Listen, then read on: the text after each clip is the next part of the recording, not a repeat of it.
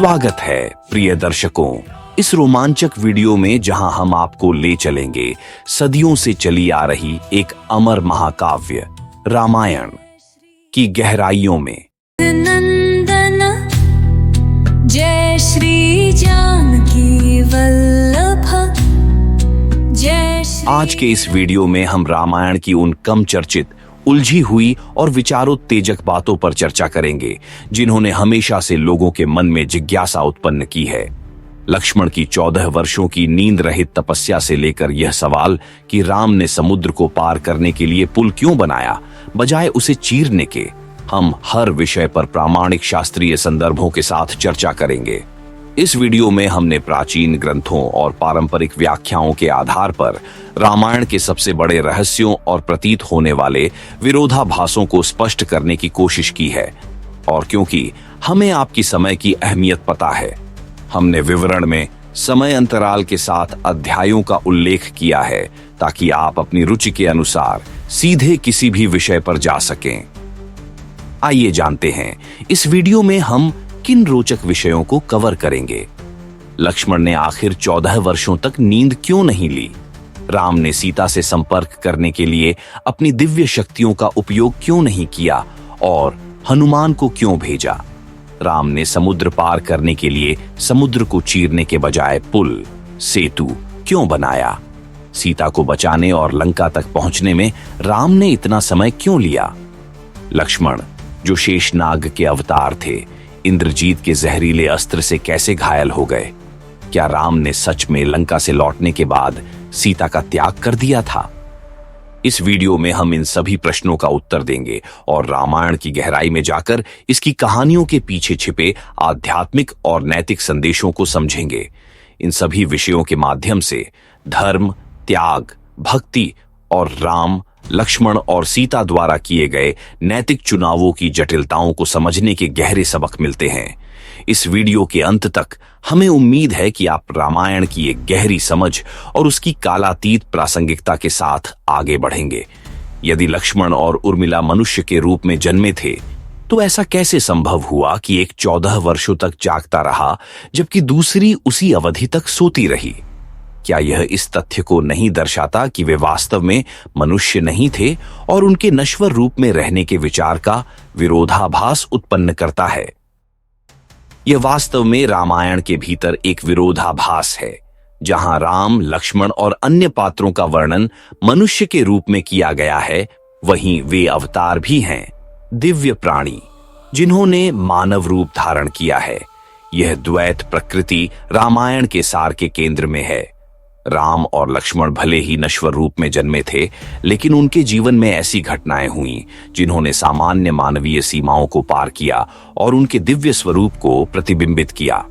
लक्ष्मण का 14 वर्षों तक जागते रहना और उर्मिला का इतनी लंबी अवधि तक सोते रहना किसी मानवीय सहन शक्ति का उदाहरण नहीं है, बल्कि दिव्य हस्तक्षेप और एक रहस्यमयी आदान प्रदान का परिणाम है, जो उनके व्यक्तित्व के अलौकिक पहलुओं को उजागर करता है।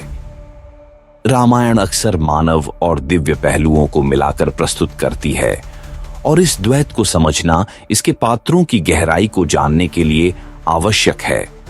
राम और लक्ष्मण का उद्देश्य था कि वे मनुष्य की तरह जिएं और व्यवहार करें, सांसारिक चुनौतियों, दुखों और बलिदानों का अनुभव करें, लेकिन महत्वपूर्ण क्षणों में उनका दिव्य स्वभाव सूक्ष्म रूप में प्रकट होता है, जैसे कि लक्ष्मण की 14 वर्षों तक जागते रहने की चमत्कारी घटना। यह द्वैत इस विचार का प्रतीक है कि भले ही वे धरती पर नश्वर रूप में चलते हों, उनके कार्य यह याद दिलाते हैं कि वे एक दिव्य उद्देश्य को पूरा करने वाले अवतार हैं। तो भले ही यह विरोधाभासी प्रतीत हो, यह कथा एक आध्यात्मिक स्तर पर संचालित होती है, जहां मानवीय सीमाएं और दिव्य चमत्कार सह अस्तित्व में रहते हैं और भक्ति, त्याग और धर्म के सबक सिखाते हैं। यदि राम, लक्ष्मण और अन्य पात्रों के पास दिव्य शक्तियां थीं, तो राम ने सीता से संपर्क करने के लिए टेलीपैथी या किसी अन्य चमत्कारी शक्ति का उपयोग क्यों नहीं किया? उन्होंने हनुमान को इतनी खतरनाक यात्रा पर क्यों भेजा? यह एक बेहद विचारोत्तेजक प्रश्न है जो रामायण की कथा की गहरी परत को छूता है। भगवान विष्णु के अवतार होने के बावजूद राम ने धरती पर अपने समय के दौरान जानबूझकर एक मानव के रूप में जीने और व्यवहार करने का निर्णय लिया था। यह निर्णय इसलिए नहीं था कि उनके पास चमत्कार करने की शक्ति नहीं थी, बल्कि इसलिए था क्योंकि उनके अवतार का उद्देश्य धर्म, धार्मिक कर्तव्य की रक्षा करना और मानवता के लिए एक आदर्श प्रस्तुत करना था। हनुमान को सीता की खोज में भेजकर राम ने कई महत्वपूर्ण मूल्यों को दर्शाया। टीम वर्क और विश्वास का महत्व। राम ने दिखाया कि एक दिव्य मिशन को भी सफल होने के लिए सहयोग, निष्ठा और साथियों के प्रयास की आवश्यकता होती है। हनुमान की लंका यात्रा निस्वार्थ सेवा और एक महान उद्देश्य की प्राप्ति के लिए समर्पण के महत्व का प्रतीक है। अपने भक्तों पर विश्वास। राम का हनुमान पर भरोसा उनके साहस, समर्पण और क्षमताओं पर उनकी अटूट आस्था को दर्शाता है। यह इस बात का उदाहरण है कि हर चीज स्वयं करने के बजाय दूसरों को उनकी पूर्ण क्षमता तक पहुंचने के लिए प्रेरित करना अधिक महत्वपूर्ण है। मानवीय सीमाओं का पालन। राम दिव्य शक्तियों जैसे टेलीपैथी का उपयोग कर सकते थे, लेकिन ऐसा करने से उनके एक मानव के रूप में जीवन जीने और सांसारिक चुनौतियों का सामना करने के उद्देश्य का विरोध होता।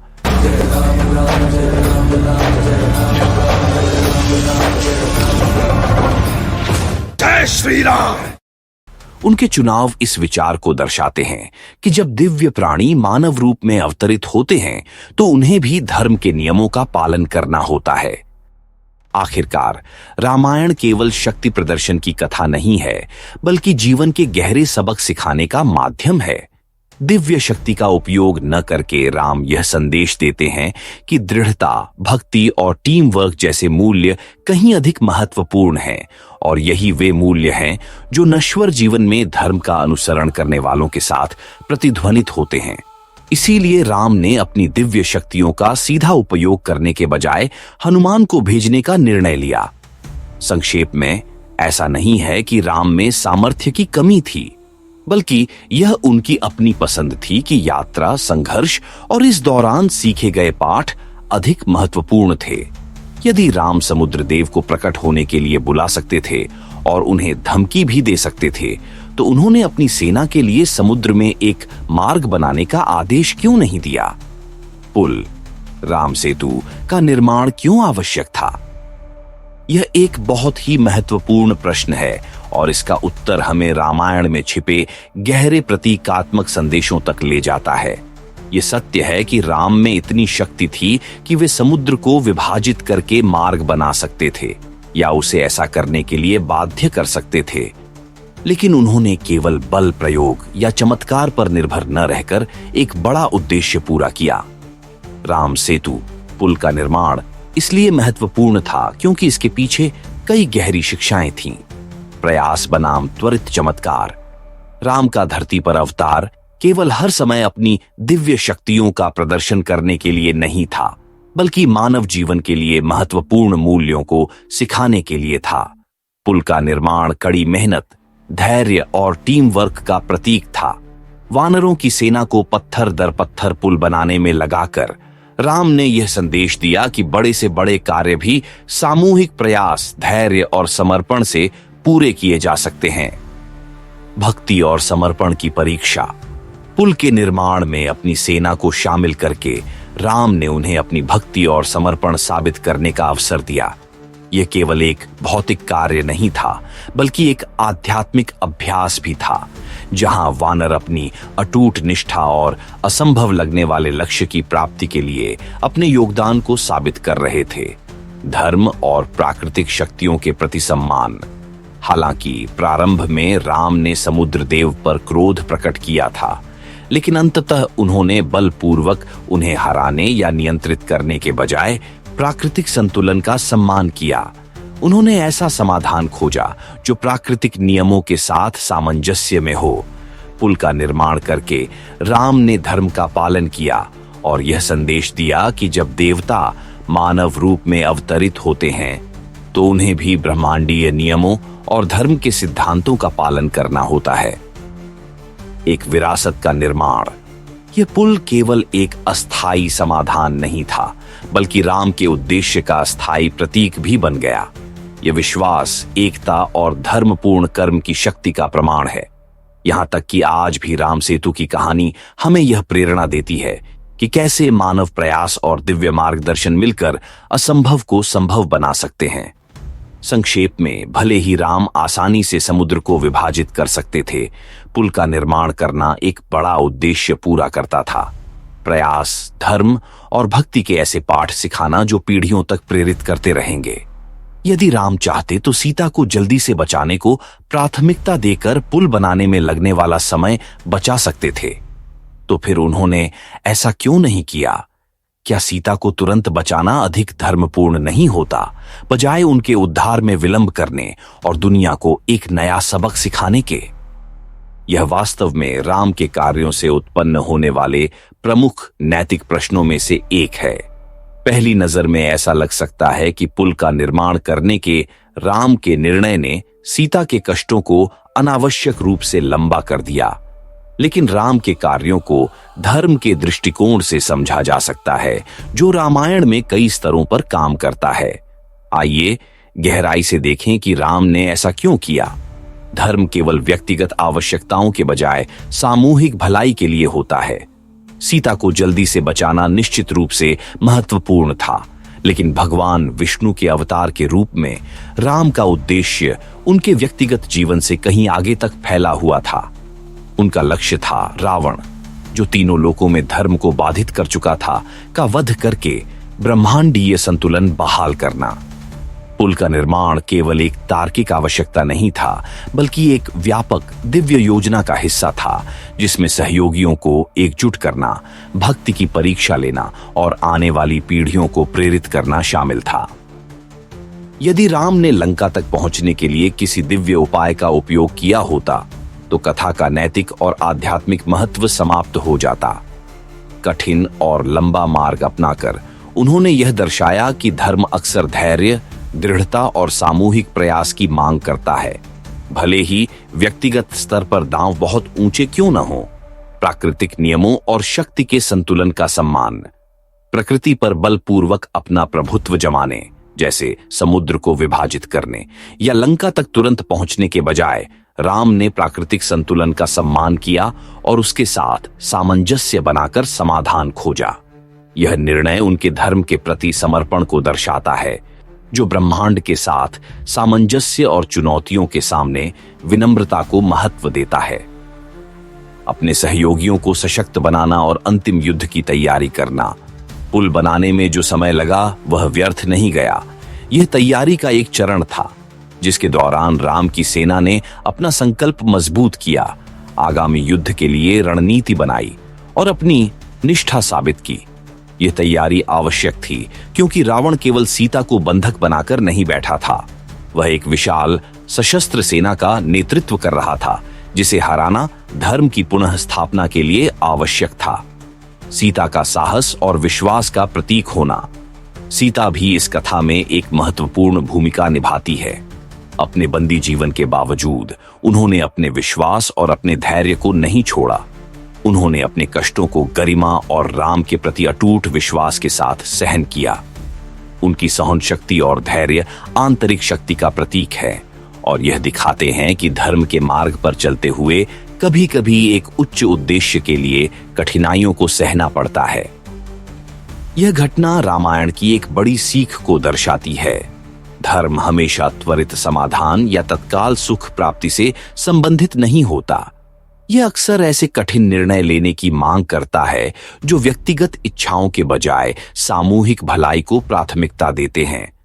पुल का निर्माण करके और अपनी सेना को चरणबद्ध तरीके से लंका तक ले जाकर राम ने यह सिखाया कि चाहे वह युद्ध में हो या जीवन में, सच्ची विजय केवल धर्मपूर्ण कर्मों से मिलती है, शॉर्टकट से नहीं। संक्षेप में, भले ही ऐसा प्रतीत हो कि राम के इस विलंब ने सीता के कष्टों को बढ़ा दिया, लेकिन उनके कार्य एक व्यापक ब्रह्मांडीय योजना का हिस्सा थे, जिसका उद्देश्य संतुलन बहाल करना, अधर्म का अंत करना और विश्वास, भक्ति और धर्म पर आधारित कालातीत पाठ सिखाना था। यह हमें याद दिलाता है कि धर्म का मार्ग कभी आसान नहीं होता, लेकिन यह अंततः स्थायी शांति और न्याय की ओर ले जाता है। यदि लक्ष्मण शेषनाग सभी सर्पों के दिव्य राजा के अवतार थे, तो इंद्रजीत के उस अस्त्र में मौजूद विष का उन पर प्रभाव कैसे पड़ा? क्या उन्हें विष से प्रतिरक्षित नहीं होना चाहिए था क्योंकि वे सर्पों के स्वामी थे? यह विरोधाभास रामायण की गहरी प्रतीकात्मक और आध्यात्मिक व्याख्याओं में छिपे अर्थ को उजागर करता है। लक्ष्मण की दिव्य उत्पत्ति के बावजूद यह घटना समझ में आ सकती है। आइए जानें कि ऐसा क्यों हुआ। अवतार की अवधारणा। मानवीय सीमाएं लागू होती हैं। यद्यपि लक्ष्मण शेषनाग के अवतार थे, फिर भी धरती पर अपने समय के दौरान वे एक मानव के रूप में जीते थे और नश्वर जीवन की सीमाओं, कमजोरियों और भावनाओं का अनुभव करते थे। यह देवताओं द्वारा किया गया एक जानबूझकर निर्णय था जब उन्होंने राम, लक्ष्मण और अन्य रूपों में अवतार लिया। वे धरती पर अपनी अजेयता का प्रदर्शन करने के लिए नहीं आए थे, बल्कि एक ब्रह्मांडीय मिशन को पूरा करने के लिए यहां आए थे, जिसमें मानवीय अस्तित्व के नियमों और सीमाओं का पालन करना भी शामिल था। इस संदर्भ में लक्ष्मण का विष से प्रभावित होना उनके नश्वर अनुभव का हिस्सा माना जा सकता है। जिस प्रकार राम विष्णु के अवतार होने के बावजूद दुख और कठिनाइयों का सामना करते हैं, उसी प्रकार लक्ष्मण को भी अपने सांसारिक जीवन के दौरान पीड़ा और मृत्यु के करीब अनुभवों से गुजरना पड़ा। इंद्रजीत का अस्त्र साधारण नहीं था। रावण का पुत्र इंद्रजीत कोई साधारण योद्धा नहीं था। वह दिव्य अस्त्रों और युद्ध कला का अद्भुत ज्ञाता था, जिसने स्वयं भगवान ब्रह्मा से वरदान और प्रशिक्षण प्राप्त किया था। जिस अस्त्र ने लक्ष्मण को घायल किया, जिसे अक्सर शक्ति अस्त्र कहा जाता है, वह केवल विष से युक्त नहीं था, बल्कि उसमें अपार रहस्यमय और दिव्य ऊर्जा भी थी। यह कोई साधारण सर्प विष नहीं था, बल्कि एक अलौकिक शक्ति थी जो दिव्य उत्पत्ति वाले प्राणियों को भी पराजित कर सकती थी। इस तथ्य से कि लक्ष्मण इस अस्त्र के प्रभाव से बेहोश हो गए, यह स्पष्ट होता है कि इंद्रजीत के अस्त्र में इतनी शक्ति थी कि वह देवताओं को भी चुनौती देने में सक्षम था।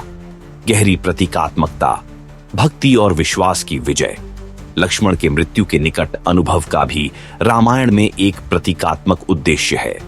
यह हनुमान की यात्रा की भूमिका तैयार करता है, जिसमें वह संजीवनी बूटी लाने के लिए निकलते हैं, एक चमत्कारी जीवन रक्षक जड़ी बूटी जो लक्ष्मण को पुनः जीवित करती है।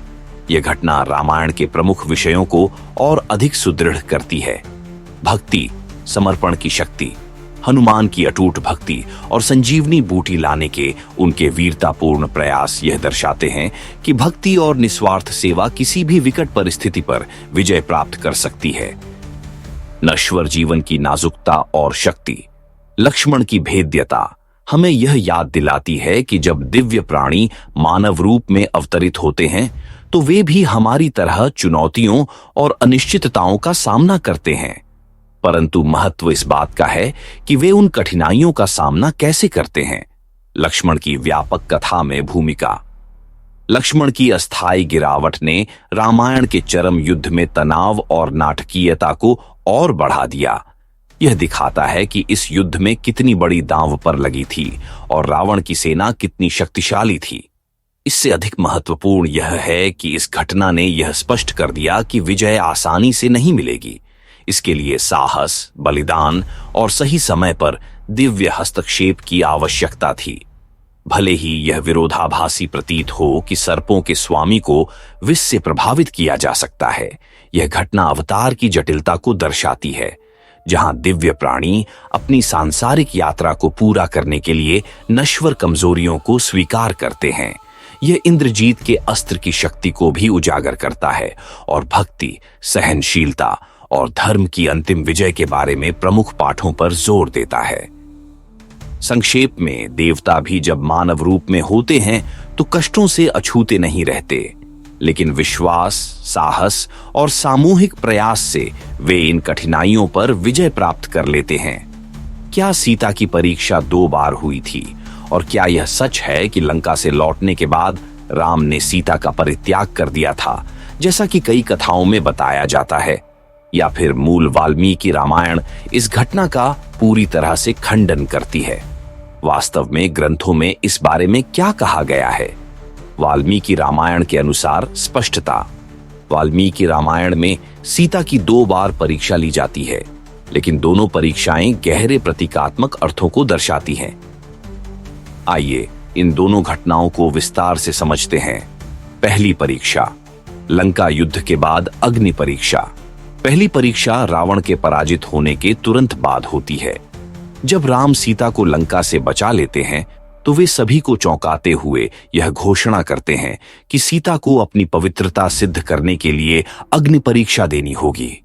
राम स्पष्ट करते हैं कि एक राजा और धर्म के पालनकर्ता के रूप में उनका कर्तव्य यह सुनिश्चित करना है कि रावण के महल में कैद रहने के बाद भी सीता की पवित्रता पर कोई संदेह न हो। सीता अपने अटूट सम्मान और भक्ति के साथ सहमत हो जाती है। वह प्रज्वलित अग्नि में प्रवेश करती है और बिना किसी हानि के सुरक्षित बाहर निकलती है, जिससे उनकी पवित्रता सिद्ध हो जाती है। स्वयं अग्निदेव, जो अग्नि के देवता हैं, इस बात की गवाही देते हैं कि सीता पाप से अछूती है। यह क्षण अत्यंत प्रतीकात्मक है, जो सीता की आंतरिक पवित्रता और ताकत को दर्शाता है। इसके बाद राम उन्हें स्वीकार कर लेते हैं और वे विजयी रूप से अयोध्या लौट जाते हैं। दूसरी परीक्षा, सीता का वनवास और वाल्मीकि के आश्रम में अंतिम परीक्षा। दूसरी घटना तब घटित होती है जब राम और सीता अयोध्या लौटते हैं और राजा और रानी के रूप में उनका राज्याभिषेक होता है। रामायण की कई बात की कथाओं, विशेषकर उत्तरकांड में बताया गया है कि अयोध्या में सीता के लंका में बिताए समय को लेकर अफवाहें फैलने लगती हैं। उनकी पहली अग्नि परीक्षा के बावजूद कुछ नागरिक उनकी पवित्रता पर संदेह करते हैं। राम एक ऐसे राजा के रूप में जो अपने प्रजाजनों की राय को अत्यधिक महत्व देते हैं, अपनी प्रजा के विश्वास और राज्य की प्रतिष्ठा बनाए रखने के लिए अनिच्छा से सीता को वनवास पर भेजने का निर्णय लेते हैं। हालांकि इस घटना का विस्तार से वर्णन वाल्मीकि रामायण में नहीं मिलता है। विद्वानों का मानना है कि उत्तरकांड, जिसमें यह घटना वर्णित है, रामायण में बाद में जोड़ा गया हो सकता है। वाल्मीकि रामायण में इस बात का कोई स्पष्ट उल्लेख नहीं है कि अयोध्या लौटने के बाद राम ने सीता का परित्याग किया था। इसके बजाय वाल्मीकि रामायण में अयोध्या वापसी, राम और सीता के राज्याभिषेक और उनके राज्य संचालन पर अधिक जोर दिया गया है। सीता के वनवास और परित्याग की कथा, जहां वे वाल्मीकि के आश्रम में जाकर अपने पुत्र लव और कुश को जन्म देती हैं, उत्तरकांड का हिस्सा है। कई विद्वानों का मत है कि इसे राम के राजा और पति के रूप में धर्म के जटिल संघर्ष को उजागर करने के लिए बाद में जोड़ा गया। कथा के पीछे की प्रतीकात्मकता, यदि हम दोनों संस्करणों पर विचार करें, चाहे हम वाल्मीकि रामायण को देखें या बाद की कथाओं को, दोनों परीक्षाएं सीता द्वारा झेली गई कठोर परीक्षाओं का प्रतीक है, जो उनकी शक्ति, त्याग और अटूट भक्ति को दर्शाती है। सीता के अनुभव गहरे नैतिक और सामाजिक प्रश्न उठाते हैं, जैसे कि कर्तव्य, धर्म और समाज में महिलाओं से जुड़ी अपेक्षाएं। यह कथा न केवल सीता की सहनशीलता और पवित्रता को दर्शाती है, बल्कि यह भी दिखाती है कि धर्म का पालन करना और समाज के नियमों का पालन करना अक्सर व्यक्तिगत कष्टों और बलिदानों से भरा हो सकता है। अग्नि परीक्षा सीता की पवित्रता और उनके साहस को दर्शाती है, जब उनके चरित्र पर संदेह किया गया था। दूसरा वनवास, यदि हम उत्तरकांड को शामिल करें, इस बात को दर्शाता है कि राजा और रानी कभी-कभी धर्म और जनमत की खातिर कितने कष्टदायक बलिदान करते हैं। ग्रंथों के आधार पर निष्कर्ष, मूल वाल्मीकि रामायण में सीता युद्ध के बाद अग्नि परीक्षा देती है, लेकिन बाद में राम द्वारा उनके वनवास या परित्याग का कोई स्पष्ट उल्लेख नहीं मिलता। बाद की कथाओं में, जैसे कि उत्तरकांड, समाज के दबाव के कारण सीता को वनवास भेजा जाता है और अंततः वे लव और कुश के माध्यम से अपनी पवित्रता सिद्ध करने के बाद धरती मां भूदेवी में समा जाती है। यह अस्पष्टता ही वह कारण है कि रामायण को समय समय पर अलग अलग तरीकों से व्याख्यायित किया जाता है। सीता की यह कथा धर्म, न्याय और प्राचीन तथा आधुनिक समाज में महिलाओं की भूमिकाओं को लेकर गहरे प्रश्न उठाती है। ये वास्तव में एक गहरा और महत्वपूर्ण प्रश्न है। हम अक्सर कहते हैं कि राम ने अपना जीवन इस प्रकार जिया कि उनके जीवन के हर पहलू ने आने वाली पीढ़ियों के लिए एक उदाहरण स्थापित किया। हम यह भी जानते हैं कि राम सीता से अत्यंत प्रेम करते थे, इतना अधिक कि उन्होंने उन्हें वापस लाने के लिए लंबी यात्राएं की, कई कठिनाइयों का सामना किया और एक बड़ा युद्ध भी लड़ा। लेकिन आपका प्रश्न एक महत्वपूर्ण चिंता को सामने लाता है। क्या इन परीक्षाओं, विशेष रूप से अग्नि परीक्षा और कुछ कथाओं के अनुसार बाद के वनवास ने एक ऐसी मिसाल नहीं छोड़ी जिसने अनजाने में पुरुषों को कलयुग में महिलाओं की निरंतर परीक्षा लेने और उन्हें आज भी अन्यायपूर्ण और कठोर व्यवहार का शिकार बनाने का आधार दे दिया? यह चिंता बिल्कुल उचित है और यह इस बात पर प्रकाश डालती है कि प्राचीन कथाएं समय के साथ अलग अलग तरीकों से व्याख्यायित की जा सकती है। राम के कार्य, विशेष रूप से सीता की परीक्षाओं के संदर्भ में, धर्म और उनके पति तथा राजा के रूप में उनके कर्तव्यों की गहरी समझ पर आधारित थे। हालांकि इन कार्यों का उद्देश्य सीता का अपमान करना या उनकी परीक्षा लेना नहीं था, बल्कि समाज की अपेक्षाओं के अनुसार धर्म का पालन करना और यह दिखाना था कि एक सच्चा नेता व्यक्तिगत भावनाओं से ऊपर कर्तव्य को रखता है। धर्म के संदर्भ को समझना। त्रेता युग में धर्म का अर्थ बहुआयामी था। यह व्यक्तिगत मूल्यों के साथ साथ सामाजिक कर्तव्यों को भी शामिल करता था। सीता की परीक्षाएं राम के प्रेम या विश्वास की कमी से प्रेरित नहीं थीं, बल्कि उनकी यह जिम्मेदारी थी कि वे अपनी प्रजा की धारणाओं को भी संबोधित करें। राम अपने प्रेम और अपने राजा के कर्तव्य के बीच फंसे हुए थे। उनके कार्य यह दर्शाते हैं कि जब व्यक्तिगत सुख और सार्वजनिक कर्तव्य के बीच टकराव होता है, तब नैतिक और धार्मिक दुविधाएं उत्पन्न होती हैं। कलयुग में गलत व्याख्या। दुर्भाग्यवश कलयुग में, जहां धर्म के मूल्य कमजोर हो गए हैं, राम के कार्यों के गहरे संदर्भ को अक्सर गलत समझा या गलत रूप में प्रस्तुत किया जाता है। कुछ पुरुष इन परीक्षाओं की व्याख्या इस तरह कर सकते हैं मानो यह महिलाओं पर नियंत्रण या उनके प्रति अनुचित व्यवहार को सही ठहराता हो, जो राम के चरित्र की मूल भावना के बिल्कुल विपरीत है। राम का उद्देश्य कभी भी महिलाओं के साथ अनुचित व्यवहार को प्रोत्साहित करना नहीं था, बल्कि उनके कार्य धर्म की जटिलताओं को उजागर करने के लिए थे। आज के समय में हमें क्या सीखना चाहिए? सीता की परीक्षाओं के बाहरी पहलुओं पर ध्यान केंद्रित करने के बजाय यह जरूरी है कि हम व्यापक संदेश को समझें। राम का जीवन हमें बलिदान, जिम्मेदारी और नेतृत्व की नैतिक जटिलताओं के बारे में सिखाता है। आज के समय में हमें इन शिक्षाओं की पुनर्व्याख्या इस तरह करनी चाहिए जो महिलाओं के प्रति सम्मान, समानता और करुणा को बढ़ावा दे। रामायण का वास्तविक संदेश महिलाओं की परीक्षा लेने का नहीं है, बल्कि यह सिखाने का है कि सच्चाई, प्रेम और कर्तव्य के साथ चुनौतियों का सामना कैसे किया जाए। और इसी के साथ हम रामायण की रोमांचक और रहस्यमयी यात्रा के अंत पर पहुंचते हैं। हमने लक्ष्मण की अविश्वसनीय भक्ति, राम द्वारा धर्म आधारित निर्णय और टीम वर्क, पुल निर्माण के पीछे छिपे प्रतीकात्मक अर्थ और सीता द्वारा झेली गई गहन कठिन परीक्षाओं को समझा। इन सभी घटनाओं में ऐसे कालातीत संदेश छिपे हैं जो आज भी हमारे जीवन में गूंजते हैं। रामायण की शक्ति केवल इसके दिव्य पात्रों या महाकाव्य युद्धों में नहीं है, बल्कि इस बात में है कि यह वास्तविक मानवीय दुविधाओं को संबोधित करती है। कर्तव्य और इच्छा, प्रेम और त्याग, नैतिकता और व्यावहारिकता के बीच के चुनावों को। ये कहानियां हमें याद दिलाती हैं कि जीवन हमेशा त्वरित उत्तर या सरल समाधानों के बारे में नहीं है। कभी कभी राम, लक्ष्मण और सीता की तरह हमें भी कठिनाइयों का सामना करना पड़ता है, कठिन निर्णय लेने होते हैं और धर्म के मार्ग पर विश्वास रखना पड़ता है, भले ही परिणाम तुरंत स्पष्ट न हो। हमें उम्मीद है कि इस वीडियो ने आपके कुछ प्रश्नों को स्पष्ट करने में मदद की होगी और आपको रामायण की समृद्धि और जटिलता की एक गहरी समझ प्रदान की होगी।